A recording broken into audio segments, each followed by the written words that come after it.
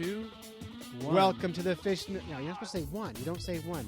Oh, we don't say one? I didn't know that. You never say one. Sorry. All right. No, it counts just 2. Together. You count together. 1, 2, 5. 1, Right. 2, 5.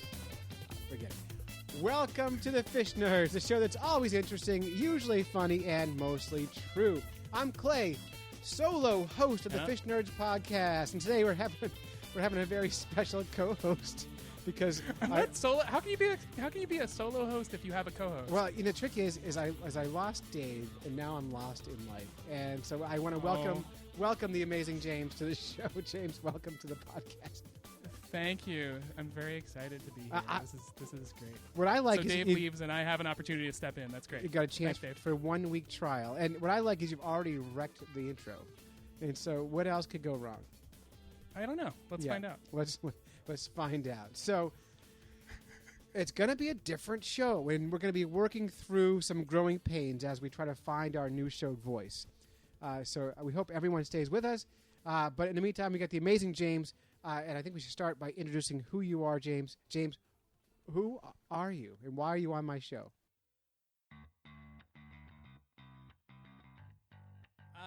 So I'm a guy in California, originally from the Northeast. There's a lot of guys in California. Right. What else is there about me? I don't know. We met up because I was really curious about the show. Buddy of mine, Josh, listened to the show, has heard him before. Fish Guy Josh and I work together, and Josh used to actually hashtag stuff randomly Fish Nerd, and I got curious. You don't actually know this story. I don't. He used to hashtag his stuff Fish Nerd, and I got curious one day, and I was like, I wonder if that's a thing, and I found out it actually is. And I found out actually that he didn't know it was a thing. So it became a quick competition between me, as far as I knew. He didn't know about it. We were going to basically find out what the Fish Nerds was. I found out first. Right, and we were smart enough to trademark Fish Nerds. That was very smart, because we would have probably done it. Yeah. Yeah, so we figured rather than compete, we'd just join forces. Well, and it worked out well, and I think it's really, for me, someone who's made 120 of these shows now, which is one more than Dave, incidentally. No, who's counting? Come on, who's counting? I'm keeping close track. But it's really fun for us. In fact, everyone else on the show started off as a fan and then became part of the show. And at this point, with the show in flux, it's a good opportunity for fans who have ideas for show growth to contact us and tell us what you think and what we could do better. It'd be really great to have some feedback. So, Amazing James, why do they call you Amazing James? Because I do balloon animals on the side. Because you do balloon... And I'm really, really good at it. I like to say so people send me all this stuff on balloon animals, like you saw the Japanese guy that did all the really cool, like, wildlife things. I don't do anything that insane. Mm-hmm. That takes, like, days of your life. I don't do that. But I just do a really good job at balloon parties and stuff like that with kids. Yeah, and I find that interesting because... Are you okay? Gosh, today... I was out with a mobile fish exhibit, and we had like 600 kids I had to talk to, so my voice is a little strained right now. All right, well, let's the first day of the season. So I think you and I share history, although not the same history and same place. We had similar jobs. I mean, you did a balloon animal thing, and I was a juggler. Yep. So I think that's almost the same thing. Now here's the question: darn close. Did you dress as a clown? Never. No friggin' way. Me either. Did you ever consider auditioning for clown college? No. Oh, I did. No, you're definitely more nerdy in the clowning world. I'm sorry, not clowning, juggling world than I am. Yeah, I auditioned for Ringling Brothers Bar and Bailey Greatest Show on Earth Clown College. And how many balls can you juggle? Well, and that's not a personal question. The truth is you don't really want to know that. What I want to know is, first of all, you work for whom? I work for the East Bay Regional Park District, which is the largest park district in the nation. Wow. Wow. The nation. Right, nation. Exactly. So what do you do? So I'm a supervising naturalist, and I taught high school biology for a few Stop years. for a second. Oh, what is that? Naturalist means naked. Not naturist. No, not naturist. That's totally different. Naturalist is a person who teaches people about the outdoors. I used to be a naturalist. I'm just teasing. I know you did. That's another really cool thing that we have in common. Yeah. But I thought Dave was your boss at some point, wasn't he? Yeah, when I was a naturalist, he was Not a naturist, a when I was a naturalist, he was the executive director of the Fish Ladder. Yeah. Right. So that's one thing we have that's different. I'm Josh's boss. Oh, so I'm I am supervising like naturalist. the Josh, and Dave is like the James. That's right. That's right. Okay, I got it. So, in that job, you guys do something called the Mobile Fish Exhibit. Tell us what that means. Correct. All right. So it is a 1,500-gallon aquarium on a 26-foot trailer. We bring it to schools empty. We fill it up on site with a flipping fire hose. So get that. You right. get to drink from the fire right? hose. That's right. No, we drive it. We drive a fish tank on wheels and we fill it with fire hoses. How cool is that? So you see this stuff kind of at fishing shows and expos all the time, but we're basically doing it for education purposes. We're not doing it for showing people how a curly tail jig works. So it's a really cool project. The main theme is basically litter prevention, because how do you get kids to do some sort of hands-on project with a fish tank? Not very easy to do. It's a really cool program. Yeah. It sounds really cool. And I was looking at pictures on it, and we'll share them online at fishnerds.com. You can see photos. And I was looking at pictures of it and thinking, man, if someone in the Northeast would start something like that, they'd make $1 million. I might have to move back. Yeah. Yeah. I mean, so logistically speaking, what's it? Yeah. You're not driving this around full of fish. No, not at all. Yes, you are. Totally empty. No. We have a live well on the back of a Ford 350. And the live well is about 150 gallons. We basically sandwich pack, literally, it's like a sardine can, for what usually is in about 800 gallons of water when they're on their, like when they're backstage, when they're in their aquarium stuff that Josh takes care of on a regular basis. So Josh gets up at like 3 o'clock in the morning, 3:30 in the morning, drives down from his place. He lives in another park. He comes to the park where I live and work, and he picks up the fish out of the fish lab, throws them in the back of this truck, and we bring them with the trailer to the school, get there at 6:30 in the morning, fill up 1,500 gallons of water, which is really fun to do in a drought in California. People kind of panic about that, you know? Sure. But, yeah. But 1,500 gallons really isn't all that much. It's like a couple of jacuzzis, essentially. And here in California, the crazy thing is that water is super expensive. So back east, I remember my water bill for like a month, or maybe a few months, was like $14, $15. Mm-hmm. This 1,500 gallons, couple of jacuzzis worth of water costs us about $7. But if you consider how much water people go through, a monthly water bill here could be like $60, $70 or more. That's amazing. It's way higher. Yeah. Do you know what my water bill is? I'm gonna guess that you pay for some salt at the hardware store, and something to that effect. Maybe some charcoal. No, that's your water bill. I don't pay anything for water. Yeah, we have a pump and a well, and we just pump it up. So you don't filter it or anything? Well, it goes through a system. I have no idea how that works. But it's part of the household. But there's the electricity to pump it, and that's all I pay for. Oh wow, cool. Yeah, so nothing, almost. And then our town gives away. Now I don't. So have you heard of Poland Spring water? Oh yeah. Okay, so Poland Spring is my aquifer. So no way! I thought Poland Spring came from like Poland. That's insane. Yeah, it's crazy. Yeah. They don't have a tunnel under the Atlantic bringing the water over here. They have a big pipeline. Yeah. No, the protesters don't allow the pipelines anymore. I remember it used to be Poland Spring coming to you straight from Maine. Yeah, it comes from Maine, Freiburg, Maine, right across the border here from Conway. The groundwater from the Saco River, my river, is Poland Spring.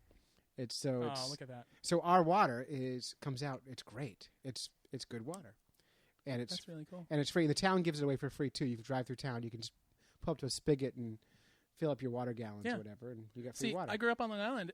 I grew up on Long Island, and the aquifer came under the Long Island Sound from Connecticut, and so we actually supposedly had like some of the best water in the Northeast, also. But then you go across to New Jersey, and you just don't want to even smell it.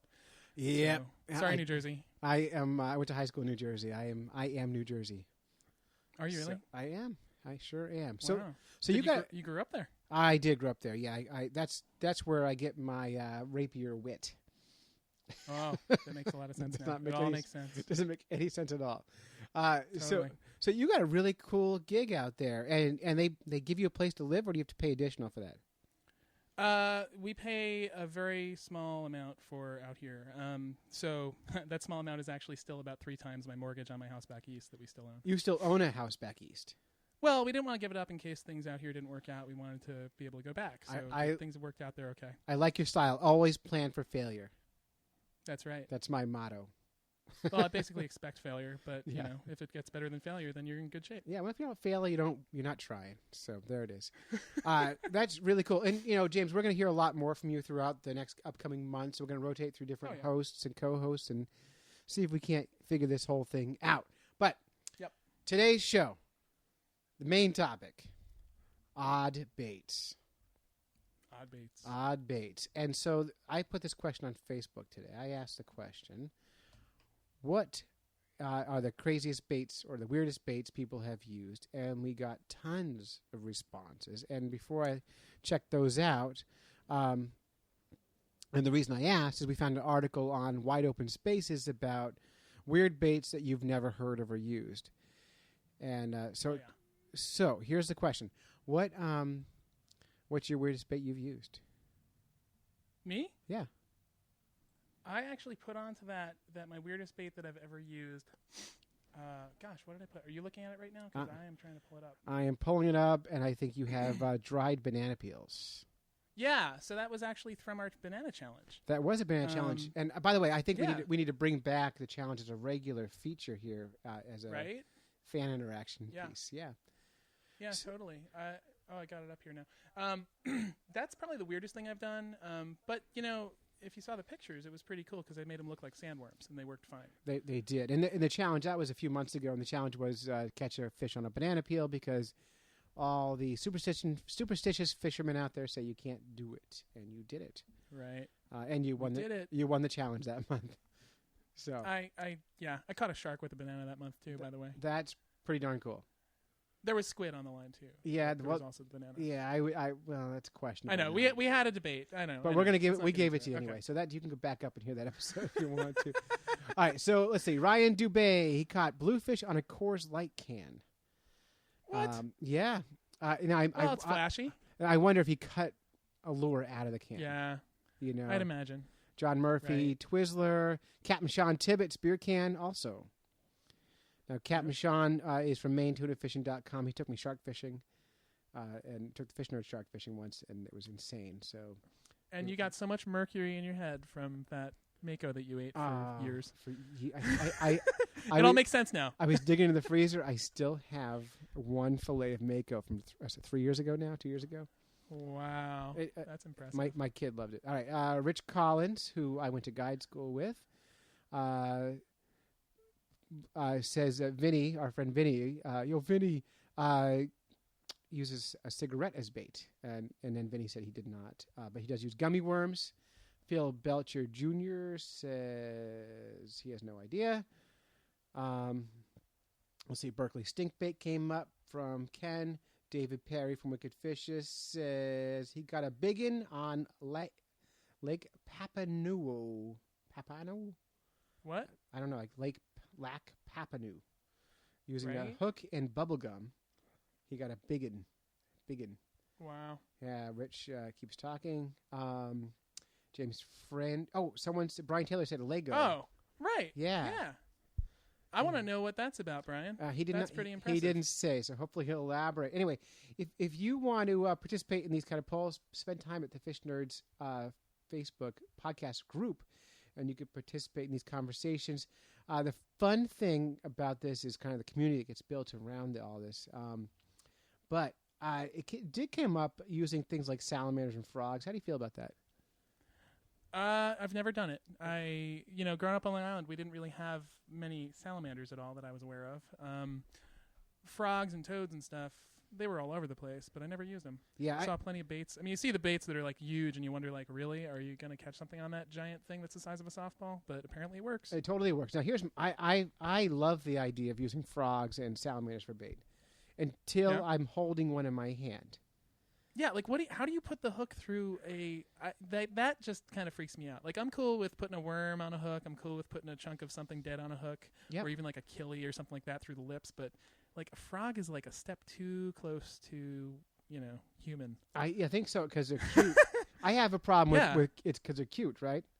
They smile all the time, right? They have they- that big old face that smiles. Have you ever caught a frog? It's like putting a dolphin on a hook. You ever tried to use a dolphin for bait? Absolutely. They smile all the time too. They Maybe totally- we should just do a dolphin, like a smiling animal bait challenge. I love the idea of that. Gosh. What other turkey challenge? You can use a live turkey Yeah. because they smile. Totally. Hey, have you ever caught a frog while fishing, like a real frog? I once when I was a kid, I didn't use a hook, but my dad would let me just like run around and do whatever the heck I wanted. Yeah. Yeah, and I just I tied a rubber grub onto the hook and just sat there and played with a couple of bullfrogs and let them chow down on it, and I just yank them up out of the water and make them fly. But no, That was a lot of fun. there was no hook on it. I never actually caught one. I had a girlfriend once who famously started this tradition at her school, at her college, to go out every year and spear frogs for a big old like frog boil. God. Yeah, that was kind of crazy. When she told me that, I was like, okay. Well, I mean, to date a balloon maker. Well, There's at the gotta be time I something. wasn't. Oh no, I did know balloons at the time. That's true. Yeah. You did, yeah. I don't know. Of course Yeah. you did. Of course you did. So I've caught a frog, and No. it sounds like this. Oh, They that's a terrible sound. Green frogs. They scream. Wow. Yeah. Wow. My brother caught a bat fly fishing once. Oh, it's amazing. Yeah. Yeah. Is it this Michael? Yeah, Mike. Ah, that's Yep. that's crazy. What do you do when you catch a bat? We're gonna have to ask him sometime. I don't know. Well, He's got some very odd things. I'm going to South Carolina in April. I'll look him up. Right. So. You totally should. He'll treat you to a good time. All right. In the fishing kind of way. All right, so let's focus in on these. This is from Wide Open Spaces. Articles called "Doubt You've Used These Baits to Hook Fish," and it's the 10 weirdest baits ever used to hook a fish is the name of the article. All right, so let's go down this list here. First one, 10 weirdest baits. Yeah. Ivory soap, right? Yeah. I've seen that on River Monsters. They catch catfish with it. No, real. I haven't seen River Monsters more than a couple times, but All right. that's actually something they use. Yeah, totally. And I've only seen about Crazy. 3 episodes of it because I don't have that kind of cable or money to afford that kind of cable. Right. The fish nurse does not pay as much as you might think. Eyeballs. Ever use eyeballs for bait? No, but I can tell you a story about an eyeball where I was helping a guy fish in the middle of the Caribbean. Okay. He was using his machete to chop up a little bonito that we were using, and the spine and the head were used for chum. And all I remember is the ooze of the eyeball coming off of the machete as he lifted it for another hack in the 6-foot chop. I was very ill. Never threw up on a boat. That was the closest I've ever gotten. That's not bad. My very first time ice fishing, I'd never ice fished before. I was up at Squam Lake, one of the deep lakes in New Hampshire. And there was an old guy out there fishing. So if you ever want to learn to ice fish, here's how you do it. You buy a 6-pack of beer, like PBR, some crap like that. I've heard that's how it starts. Yep, and you walk out in the ice, you find some old timer sitting in a bucket, and you put the beer down, and you say, "Hey, can you show me how to do that?" And he'll say, "Uh-huh." And he'll hand you a fishing rod, and then you learn to fish, and you'll drink your beer. And Where's the eyeball come in? So here's how the eyeball. So I'm watching him. He's catching these yellow perch, fish after fish after fish. And he hands me a rod, and I reel it up, and there's a tiny jig on there with an eyeball on the jig. And I said, "What are you doing?" He goes, "Oh, the perch love this." I said, "What kind of eye is it?" "Perch eye." And I'm like, "Really? Perch eye?" Now how is it they don't eat each other's eyeballs underwater? And he goes, "I don't know." And then he catches a perch, and he pulls a paper clip out of his pocket. Yeah. And he uses the paper clip and scoops an eyeball out of the live perch, lets the perch go. Are you kidding me? With one eye, and goes back to fishing and catches on that one eye. And on that one eyeball, he catches 6 or 7 more bigger perch, and the bigger ones he keeps. The little ones he scoops. No, but he also had it on jig though. Come on, the jig wasn't doing the job. No, the jig doesn't do the job. He's a little bit of bait makes a big difference, and sure enough, I did it with him, and yeah, he catch a ton of fish. And the funny thing is once in a while you'll catch a bigger fish that has just one eye and one eye hole healed over. And it scares the hell out of you. You reel him up and you're like, ah! It's that guy. Yeah, it's because of that guy. It's Squam Lake 5 Jim. years ago. Yeah. Wow. Yeah. Wow. Yep. I've heard of Squam Lake, Well, you should have. There's a visitor center there. There's like a big nature center there. Yeah, the Squam Lake Science Center. My friend Ian McLeod is the director there. You know Ian? No way. You know Ian? Ian used to be the director of Massabesic Audubon. I once stole a beaver from him. Yeah. That's hilarious. Do you know him? I know Ian from... Yeah, totally. Get out. It's a small world, man. Yeah, Ian, he's the director there. I see him at this Nature Center Administrators Conference every year. Really? We were just in Minnesota. Yeah, I was just in Minnesota like a month ago. Oh, that's insane. Ian was there. He's he's an cool. osprey expert. Yeah, he's a bird guy. Mm-hmm. Very cool. He also sings some really, really good Scottish songs. Yeah, if you can picture a guy who's like 6'5" and probably just a monster of a guy. Yeah. Yeah, and it's very rare for me to find someone bigger than me, and he definitely is imposing. He's imposing, but he's also like, these big Scottish guys. Like there's something charming about him, and you want to be around him. Like he's a great guy. Ian's a cool guy. Yeah, he's a very cool guy. That's funny. Yeah, no, he used to be a director of Massabesic Audubon, and when Dave was director of the Fishways, and we used to pull pranks on them. And one time I had my staff distracted him at the front desk while I stole his mounted beaver. And that's hilarious. Yeah, he caught us. You didn't mount his beaver. You stole his mounted beaver. I stole it. Okay, next baits. Gummy worms. Gummy worms I've heard of a lot. I mean, that's something that, like, as kids, I think a lot of kids try that. Yeah, I've never tried it, but I don't see why it wouldn't work. And sometimes you buy the Berkeley baits, whatever, they're all infused with sugars and things. So to me, it doesn't seem that odd. Next one. Right, the next one here is yarn, and that doesn't surprise me at all because that's like a typical fly material. So yeah, in fact, when I was quest fishing, I was trying to catch northern red-bellied dace, and the one I caught was about 3/4 of an inch long. And the rule is we had to catch them on a hook and line. We couldn't net them out. Right. So what I did, I netted one out, confirmed the species, let it go, and then I tied a fly with a tiny piece of yarn on a number 32 hook, and I caught one on there, and it caught in his teeth with a string. The hook never caught his mouth, but the string got in his teeth. Oh wow! Does that actually count then? I counted it. I don't know. I don't know. Ben Cantrell might have something to say about that. Ben's. Come on. I'm just saying. He's very purist, but I don't know. I've seen Ben. Now, for people who don't know, Ben Cantrell is probably the person who's got the most species of fish on hook and line that I've ever heard of. And last time I checked in with him, he was like at 340 or 350. So yeah, well, it probably tripled when he went to the Amazon this past year. Oh, of course. And by the way, it's easy to have a quest like that when you've got no family, friends, or jobs. So yeah, totally not fair. Totally not fair, but good on Ben anyway. Yeah. Cigarette butts.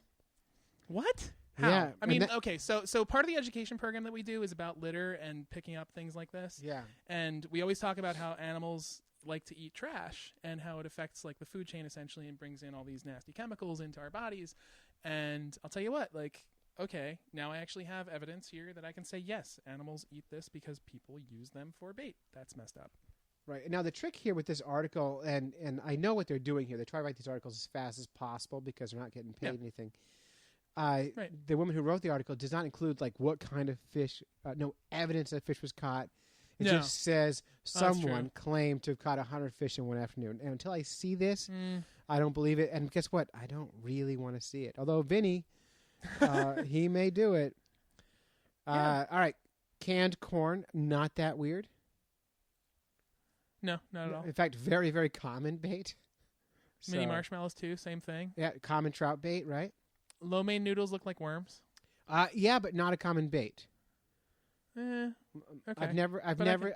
I can see it, but I've never seen anyone do it. Yeah, I guess they'd fall off pretty easy. And then the next one's bubble gum, which I mean, you can shape that into anything you want. And plus that sugar content. But Rich was saying he did it, and right. And oh so God, why not? Oh God, oh no, oh, no. Yes. Come on, yes. Seriously. All right. That's disgusting. So condom. Oh, it even mentions Boy Scouts in. Oh, this is an awful article. I can't read the rest of this. All right, I'm going to read this because I love this. As the Boy Scouts always say, be prepared. And when fishing, it's always best to prepare for any situation. So be sure and keep a condom in your tackle box. God, this is awful. Some expert angler claim that the green condoms in particular make excellent bait and that imitates the smaller fish in certain waters. I have two problems with this. One, an angler would never call that color green. What would they call it? Chartreuse. Chartreuse, thank you. And I don't believe I'm actually answering these questions. Yep. I need to go Ralph. This is disgusting. It's totally it's not saying it's a used condom. And Right. the other important detail here is my bet is no one's ever tried this, but some guy got caught with a condom in his wallet by his wife, and said, "Oh no, yeah." I was using it for bait. Exactly. Okay, I was trying to catch a sucker fish. Now, I have heard in some countries, I don't know if it was Cuba that I heard about this, but they are so commonly distributed for STD prevention that they're used for all sorts of stuff. Like, I can imagine you could blow one up and use it for a bobber if you wanted to. Well, as a balloon animal expert. Of course. Thanks so much for... I'm going to ask you, what can or have you made out of condoms? Not babies, I can tell you that much. Right. I've never actually tried it, and I probably never will. Okay, here's what you need to do. This is a true story. When I was in my 20s and silly, before I was more mature, like I am now. Yeah, you're so mature. We once had a friend who went to Planned Parenthood, and they got like 1,000 condoms. And we had, I was in my 20s, and I had a bunch of roommates, and so we were just, we were blowing about around the house and all that stuff. But I put them on my feet. They are very, very stretchy. So I covered. They are. I covered both my feet with condoms, and I put a straw in them, and I inflated them on my feet, and then I duct taped the tops so that the air wouldn't come out. And then we danced. How did you? And then we danced around with giant balloon feet. Yeah, so that's useful. Wow. Yeah, you're welcome. That's very creative, Clay. I've never. Yeah, thanks for that idea. I'll use that the next time I do a children's party with balloon animals. I'll bring condoms for balloon feet. That's what the really? Yeah, for reals. All right, so that's actually the whole article, and I would say half of those lures, half of those baits, not that weird. Maybe not more that than weird. half. No, none of this stuff. None of these like top 10 things ever are that shocking. No, but they're written as clickbait, right? Yeah, exactly. So exactly. You know what clickbait, that tells me? We need to write clickbait for the Fish Nerds website. Double entendre. Oh. Yeah, clickbait. How about that? We should have a clickbait segment or something. Oh, OPC, Outdoor Podcast Channel. So, James, do you like outdoor podcasts but don't want to bother downloading lots of different shows? Yes. Excellent answer. I mean, no. I mean, no. It doesn't matter. Now you can. And you can get all your outdoor shows in one feed at outdoorpodcastchannel.com. Listen to great outdoor shows like the Big Buck Registry, Bow Dudes, Hunt Fish Travel, The Turkey Hunter. Remember the Deer Hunter movie? Hunter. Up North Journal, Bow Hunting Freedom, and there's 8 shows in there, including the Fish Nerds. A new show, 8 days a week of new shows. 8 days a week. I love you. You can get it on iTunes, Stitcher, anywhere you get your free podcasts. And just to clarify, yeah, for anyone who's really not clear on this, there are not 8 days in the week. No, unless you're a beetle. Correct. Yeah. So the reason we plug this OPC is because we are part owners of the OPC, and it helps us if you subscribe to podcasts through the OPC. So that's part the owners? OPC. We are. I never knew that. We are 1/7 or 1/8 owners. Yeah. Wow. So the OPC is a partnership of people. Everyone on the OPC owns the OPC. That's awesome. Yeah.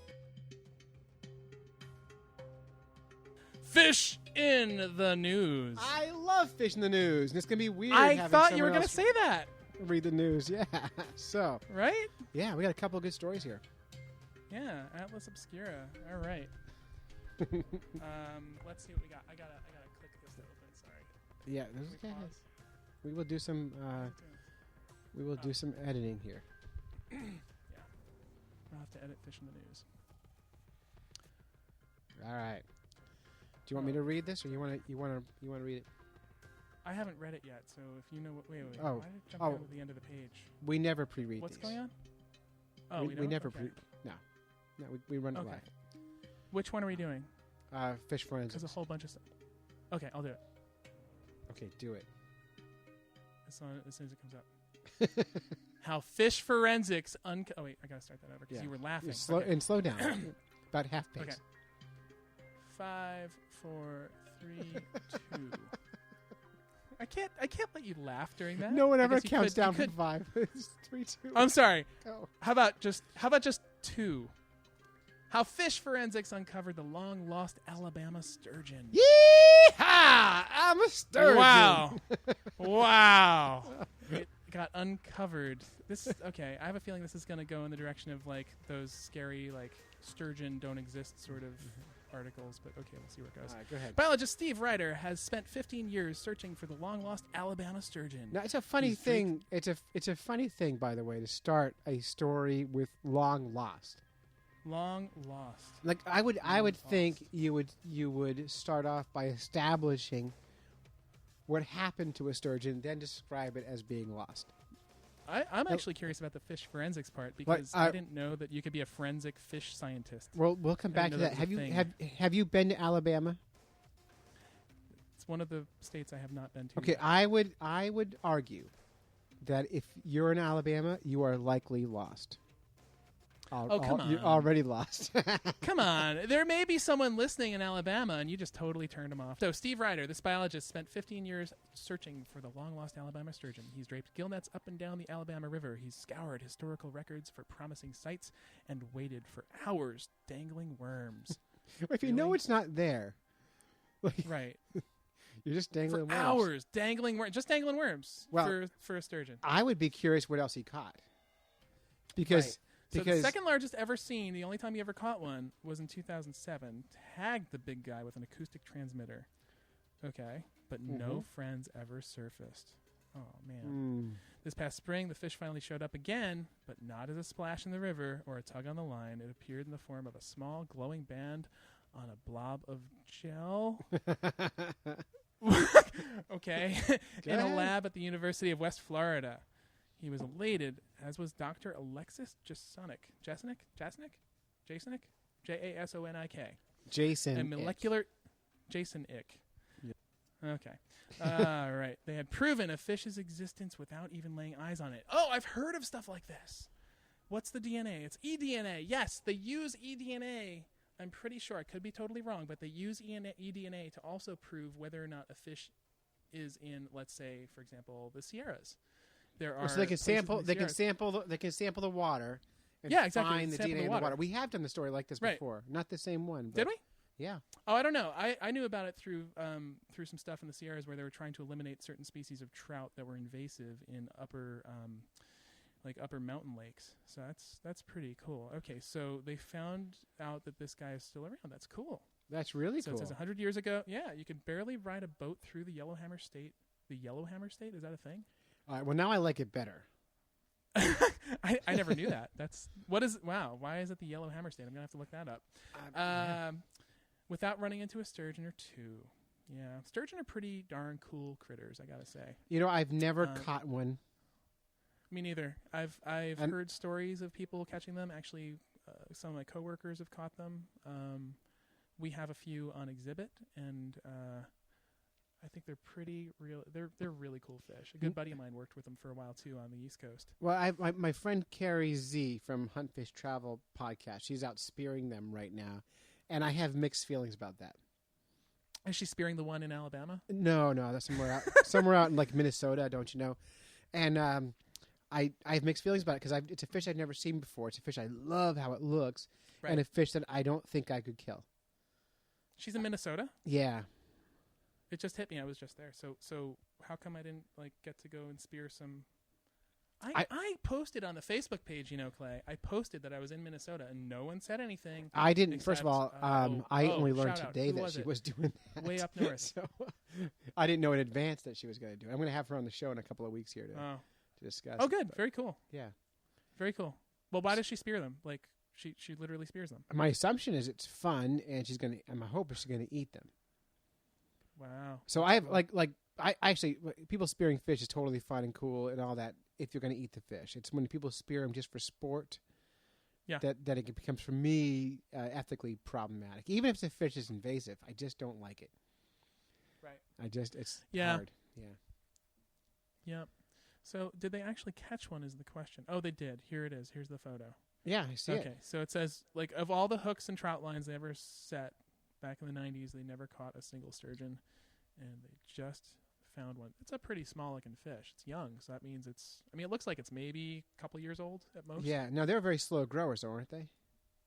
Ours are, well, we have white sturgeon. I don't know what this guy is, but I mean, ours are bigger than that. They're only about 5 years old. They're also fed every day and maintained in aquariums. So that is an Alabama sturgeon, and according to U.S. Fish and Wildlife, it is one of the rarest freshwater fishes on the planet. That's awesome. In 2013, the last captive Alabama sturgeon, Bubba, perished in a hatchery tank in Marion, Alabama. So, very rare fish. Cool story. It's one of those things, awesome. and a quick apology to Alabama, because using this high-tech DNA to find fish is pretty darn cool. Yeah, absolutely. Now, it looks like they had to go out of state to do that, though. All right. Should I do the next one here? Yeah, what do you got? Now, this is important. No, again? Well, and Again? there's a reason I put this up. Why don't you go ahead and read it? I would like to know why you put this up. For real? Paku of lies. Here they are again. Ugh. And what is this? This comes up. You guys post this like every month at least. But this is more important because of the source. Okay. Snopes.com. Oh, look at that. It's Snopes. They're finally outing the. Oh, that's great. They're outing the nut job, we'll say. Read the title, and this is my problem. Paku of lies. Yeah, How screw the you, red-bellied Snopes.com for plagiarizing the fish nerds. How dare you? Oh my God! How dare you? If you go back to Wow, several like in our mid. This is how we're gonna make money, Clay. This is how you're gonna make money. We gotta sue Snopes.com. We have to sue them. I not only on stage at an NPR event, which was recorded and out in the world, did I call this Paku of Lies. I titled an article Paku of Lies and a podcast Paku of Lies. So, and I emailed Snopes and I said, hey. This is directly plagiarized. Sent them links, and they ignored me. David Emery. Who is David Emery? He's a writer. I tweeted at him. Writer. Yeah. You tweeted at him? I did. I think we need more of us to tweet at David. Let's call him out. All I said was citation, please. Right. All right, Twitter sphere. All right, Twitter nerds. Let's do it. Let's make it happen. Mm-hmm. Tweet Mr. Emery. Let's see. A San Francisco-based writer? Yeah. Forget that. I'm gonna go say hello. He's one of your guys, right? No, he's not one of my guys. He's just because I live here and he lives here doesn't mean he's one of my guys. He's your bestie. It'd be really scary if I actually did know him. It's not I've met big a bunch stretch. of writers who write. Yeah, it's not. You're right. If I don't know him personally, then I probably know. It's probably like a level 2 connection, like 1 or 2 people that I know. Yeah. Steps so away, anyway, you know what I mean? go read the article a little bit, and we'll talk about it briefly, but not for very long because we have covered this a lot of times. All right. How the red belly pacu fish, a mostly vegetarian cousin of the piranha with human-like teeth, gained a reputation for biting off men's testicles. Right, and as you'll recall, this is where I get snobby. Dave and I, we've been talking about this for years. A Huffington Post every 6 months puts this article out. I've seen it on CNN. I've seen it on Fox. I've seen it everywhere. And basically they're saying, people are saying, and River Monsters also, they're saying that these people are swimming around and pacu, who are mostly vegetarians and have a habit of eating nuts, often confuse human nuts for wild nuts. And That's ridiculous. Dave and I said, not only is that, it's funny, but it's a completely made up thing. We call it Paku of Lies. And we found the source material before Snopes did, which was a guy who made a joke on TV years ago and said right afterwards, I'm joking, of course. But everyone picked it right up, and there's the story. It's a great story. It's a totally good story, totally false, and we'll hear more about the Pacus in the future. But mostly I wanted to screw you, Snopes. And I love Snopes. Yeah. I reference Snopes all the time, and that frustrates me. And mostly because Wow. they didn't respond to my texts and emails and all that stuff to just citation. Yeah, this came out like a couple weeks ago, but still. Yeah. Geez. Well, Yeah. maybe if you give them enough time and we have enough people tweeting at them, we might hear something back. But wow, they did post a lot of stuff on here. It looks like it's a pretty long page with lots of references, but I'm sure they're the same references that are on it. Yeah, now, by the way, it's an easy joke, and it's very likely impossible he made it up on his own. But once you're shown, like if I made something up, and I'm very proud of it, and someone emails me and says, "Hey, man," he kind of have my exact title, and you say, "Oh, geez, sorry, dude, I'll just give you a citation." You know, that's all. Yeah, that would be great. But it wasn't it wasn't boy. it was an easy joke. It was low hanging fruit to begin with, low hanging nuts, as they say. Nuts, yeah. Low hanging nuts. Yeah, all right. I saw that one coming somehow. Yeah. Ah, gosh. Yeah. Wow.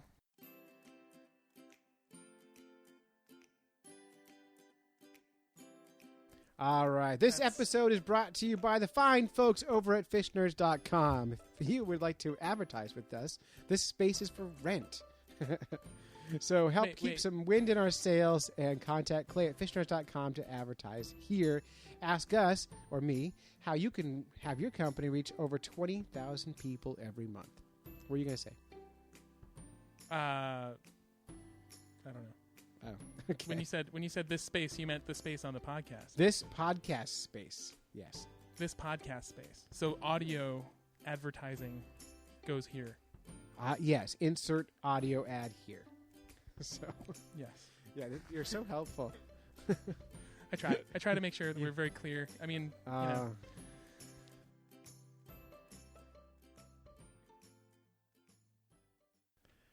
Speaking of clear, words coming in from the Twitter sphere and the email sphere and all that. Dave has quit the podcast. Yeah, I heard. That's very sad. I think he'll be back, but he's in the meantime he is not back. But we're starting to get emails in, and I think as they come in, I'll share them here and encourage anyone who wants to send a message to Dave. Feel free to email Clay at fishners.com. Or even better, call into the podcast, our Fish Nerds hotline at 607-378-FISH. 607-378-FISH, and leave us a message, and it will get on the show. So I'm going to have we'll get some really nice things. I bet we'll get some really nice things. Yeah, if you from the line. I hope so. And if and by the way, better if you badmouth him. I'm happier about that. But anything you want to do is fine. So, James, I'm going to have you do a dramatic reading of this letter to Dave from Fish Nerds fan Reed. And don't read his email address. Just read what he says. Nope, won't do that. Okay. Subject line, Dave! Oh, he's so sad. I found your podcast. Oh, it was supposed to be sad? It's supposed to be sad. Sorry. Dave! That's better. I found your podcast close to a year ago, and I've been semi-binge listing until catching up with Real Time recently. Just stop you for a second. Real Time is another fishing podcast. He's been cheating on us. Yeah. Are you kidding? Dare you? That's nice. I like it. Yeah. That's important. Anyway, back to read. I got nervous when the episodes paused without explanation. Now I'm sad for when Dave is going. I'll tell you what. I gotta say for myself. Yeah, I got a little nervous when the episodes paused without explanation. I knew that you guys were taking a break on the Facebook page, but to be honest, I didn't know we were taking a break. And really? Every week I'd be like, "Hey, Dave, let's do this." And I'm in a cabin on a lake with all my equipment ready to record, and Dave's like, "I'm busy. And in fact, we recorded a show from camp, and Dave never released it. And so there's an archive show somewhere. Ooh. Stay tuned, everyone. That may turn up if Dave sends me the data that I may mix up and put out there. So I was unaware, and I think what happened was Dave decided he was kind of done, and then did that thing you do when you're done, which is avoid. And then came back, because now Dave calls me every day, and we're totally friends and all that. So, well, of course you are. Yeah. How can you go through 5 years of fish nerding without being friends still? Totally good, and totally. I hope he comes back. But did you? What do you think about me killing him in the end of the episode last week? You want my honest opinion? Yeah. Yeah, you're laughing. Yeah. It was a little over the top. Yeah, that's what my wife told me. Yeah, it was a little much. I was a little dark. I don't know. It was a little dark. Yeah. It sure made me laugh. I'm sure it did. It still is making you laugh. Gosh. Wow. Okay. Back to Reed here. Here we go. Dave's not dead. Dave, I'm going to apologize for Clay. I'm just going to say I'm sorry for him. Anyway. All right. So, but then it got weird. I was starting to miss my homie, so I decided to watch an FN video, which I hadn't done before. It freaked the daylights out of me when I heard your voices come out of what I was sure were one another's faces. Now, I had the same experience. I'm not gonna lie. I had the exact same experience. Right. Well, just so you know, we often will do each other's voiceover work. Yeah. Yeah. Every time. What? Yeah. All the time. Really? You may never be, when you watch a Fish Nerds video, you may never know who's talking.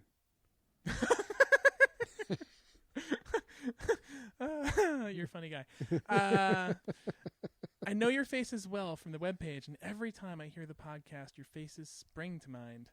But I've had them reversed this whole time. It's so sad. I'm a little traumatized. He says he's a little traumatized. I right? know. I don't know that I was traumatized. I was like, wow. Huh. Yeah, I don't see. What it means is like he really liked one of us, probably Dave, and then saw my face and went, "Oh, yeah," like it's hurting my feelings. Right. Yeah. Yeah, it makes it interesting though. It makes things a little bit more interesting. For sure. So he says, "Be awesome." He says, "Be awesome, Dave. Thanks for much entertainment." Good. And yeah, that's it. So that was from Reed, and we welcome any message to Dave. We'll get him on the show, and we'll do little segments for him. And Dave will, he'll be on the show regularly, but not every week, and he won't be doing the work anymore. But we still, his voice will be around, and his James, I know how uncomfortable the condom made you, so I put together a quiz for you. A very special about condoms. No, but I was googling around looking for a fishing lure, and I kept coming across like Adam and Eve sites and different websites selling adult naturalist toys. Wait, I have a funny story about this. Oh, but I I'm not figured you gonna would. tell it right You want to tell it now? Sure. So when I do balloon animals on the weekends, I also do bubbles. Like, you ever see the guy do the giant bubbles with the fishing poles? It all works out together. Like, sure. You can blend all your hobbies together in one thing. I found out just through a quick internet search that one of the ways to make giant bubbles is to mix a certain lubricant, which is basically based on a long chain polymer that dissolves in water, to give your bubbles a little bit more elasticity and rigid surface tension. Was it? So, what was it? What was it? Yeah. It was called J-Lube. And it's actually veterinarian obstetric ointment. Comes in powder form. You just add water to it, and it like explodes into this like amazing amount of gooey stuff that many of us are familiar with. Yeah, but the thing is, when I bought it, I bought it on Amazon. You know how Amazon has that, like people who bought this also bought these other things? Mm-hmm. Yeah, that's as far as I'm going to go with that part of this conversation. Well, it's funny because it reminded me, because I used to work at the Fish Ladder in Manchester, and we did a lot of studies with salmon smolts. And we would have to put radio beacons down their throats into their stomachs and drop them in the water and let them go down to the turbines, and we see if they live when they come out the bottom. Oh, yeah.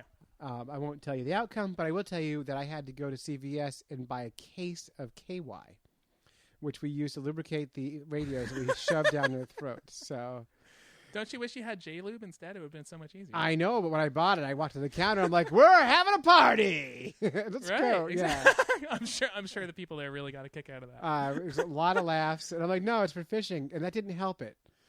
I'm sure. It didn't help at all, but it was real, but really funny too. All right, so this quiz is written for you because I know how uneasy you get. Because I recognized it. I had a few quizzes in mind, and this one you figured this out about me. Yeah. So, based on your reaction to the condom story, this is going to be good. Yeah. You need to decide, are we talking about an adult toy or a fishing rod? So I'm going to read you 2 names, and you decide which is which, okay? Adult toy or fishing lure. So okay. you just tell me which one is the lure of the 2. Uh-huh. All right? I'm going to start easy. Ready. All right? Okay. Easiest one, Mr. Dependable or Deadly Dick? Well, Mr. the Deadly Dick comes up in these all the time. Yeah. So it's definitely Mr. Dependable. All right, good. I want to make it easy for a starter for you, right? That's the item for the geriatric community, right? Mr. Dependable. Yeah, that's right. Yeah. By the way, all these are available on Amazon, and if you buy them, your wife will know, because it says it keeps a history to share an account. They know what you're buying. Yeah. I don't need a Mr. Dependable personally. All right. Crazy Charlie or Spin Doctor? One of them is a lure. Which one's a lure? Oh, God. Crazy Charlie I hope it's not or Spin Doctor? I really hope the sex toy is not this Crazy Charlie one, because that's my son's name. That would just be messed up. Your son's name is Charlie? Yeah, he's turning 3 in a couple weeks. What's his middle name? Charles Joseph. If we had a boy, his name was going to be Charles Danger Groves. Danger Groves. Yeah, middle name Danger. We agreed on that. Instead, we had a girl, so it's Sammy Grace. I still wanted to be Charlie Danger. My wife wouldn't go for it. So, Spin Doctor or Crazy Charlie? I'm gonna have to say Spin Doctor is the adult toy. So far, you're 2 for 2. All nice. Right. Cyclone or Twin Spin?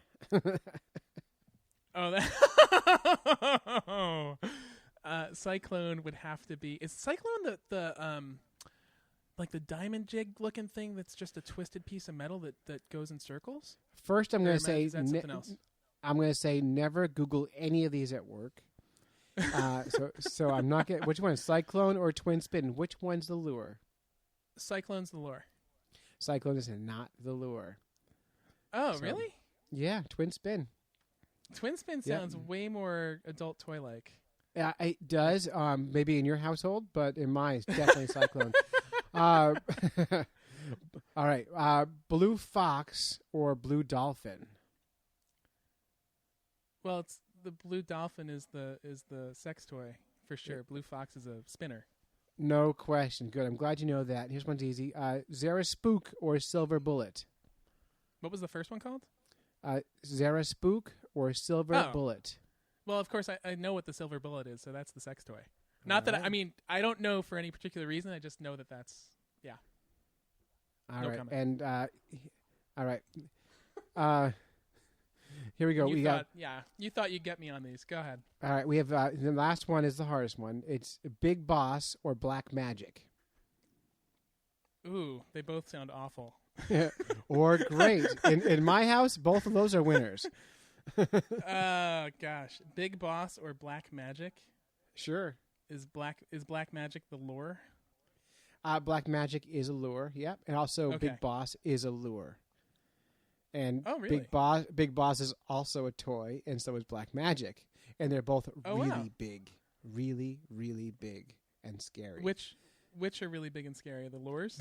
Both. Big Boss and Black Magic. There's nothing not frightening about either one of these things.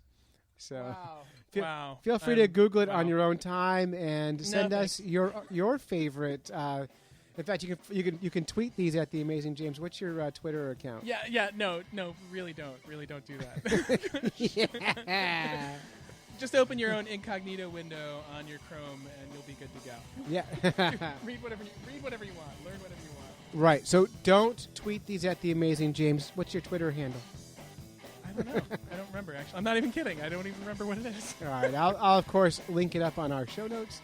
But you can definitely tweet them. Definitely tweet them at Fish Nerds or Instagram at Fish Nerd Nation, or, of course, find us on Facebook. But, hey, that's it. You've listened to a couple of Fish Nerds. We did it. You've listened to a couple of Fish Nerds when you could have been fishing. You read. We'd like to thank our families for supporting us while we podcast, go on fishing quests, and do all sorts of silly things that middle-aged... Am I middle-aged? I don't know. Middle-aged. 37 this year. If you'd like to support the Fish Nerds, Yes. you can go to patreon.com and search for Fish Nerds and help us crowdfund this podcast. Yeah, hey, a special thanks for the amazing James for hanging out with me tonight. It's been weird, and I've enjoyed it, and we're going to get better. It's been weird. I guess it's weird because... It is. And you keep reading. Yeah. Until next time, follow the code of the Fish Nerd, spawn early and often, Avoid free lunches with strings attached. and swim against the current every chance you get. That's well Did that read. come out right? It Yeah. worked. Okay. All right, thank you, James. I'm going to turn this thing off. Thank you, Clay.